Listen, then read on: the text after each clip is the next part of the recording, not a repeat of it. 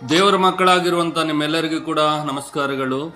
ಯೆಹೋವನು ನಿಮ್ಮನ್ನು ನಿಮ್ಮ ಮಕ್ಕಳನ್ನು ಅಭಿವೃದ್ಧಿಪಡಿಸಲಿ. ಯೆಹೋವನಿಂದ ನಿಮಗೆ ಆಶೀರ್ವಾದವಾಗಲಿ. ಆತನು ಭೂಪರಲೋಕಗಳನ್ನು ಉಂಟು ಮಾಡಿದನು. ಕೀರ್ತನೆಗಳು 115ನೇ ಅಧ್ಯಾಯ 14ನೇ ವಚನ 15ನೇ ವಚನದಲ್ಲಿ ನಾವು ನೋಡ್ತಿದ್ದೀವಿ. ಸಹೋದರರೇ, ದೇವರು ನಮ್ಮನ್ನು ಅಭಿವೃದ್ಧಿಪಡಿಸಬೇಕು, ಆಶೀರ್ವದಿಸಬೇಕಂದ್ರೆ ನಾವು ಏನು ಮಾಡಬೇಕೆಂಬುದು 128ನೇ ಕೀರ್ತನದಲ್ಲಿ ಹೀಗೆ ಬರೆಯಲ್ಪಟ್ಟಿದೆ. ಯೆಹೋವನಲ್ಲಿ ಭಯಭಕ್ತಿಯುಳ್ಳವನಾಗಿ ಆತನ ಮಾರ್ಗಗಳಲ್ಲಿ ನಡೆಯುವವನು ಧನ್ಯನು ಎಂದು ದೈವವಾಕ್ಯ ತಿಳಿಯಪಡಿಸುತ್ತದೆ. ನಿನ್ನ ಕಷ್ಟಾರ್ಜಿತವನ್ನು ನೀನೇ ಅನುಭವಿಸುವಿ ಎಂದು ದೇವರ ವಾಕ್ಯವು ಹೇಳ್ತದೆ. ನೀನು ಧನ್ಯನು, ನಿನಗೆ ಶುಭವಿರುವುದು ಎಂದು ದೇವರ ವಾಕ್ಯವನ್ನು ನಾವು ನೋಡ್ತಿದ್ವಿ. ಯಾಕಂದರೆ ನಮ್ಮ ಕಷ್ಟಾರ್ಜಿತವನ್ನು ನಾವು ಅನುಭವಿಸದೇ ಇರುವಂಥ ಸಂಗತಿಗಳು ಅನೇಕವಾದಂಥವು ನಮ್ಮದೇ ಇದ್ದಾವೆ. ಆದರೆ ದೇವರ ಆಶೀರ್ವಾದವು ನಮ್ಮನ್ನು ಹೇಗೆ ನಡೆಸ್ತದೆ ಅಂದರೆ ನಮ್ಮ ಕಷ್ಟಾರ್ಜಿತವನ್ನು ನಾವೇ ಅನುಭವಿಸುವಂತೆ ಮಾಡ್ತದೆ. ಕಾರಣ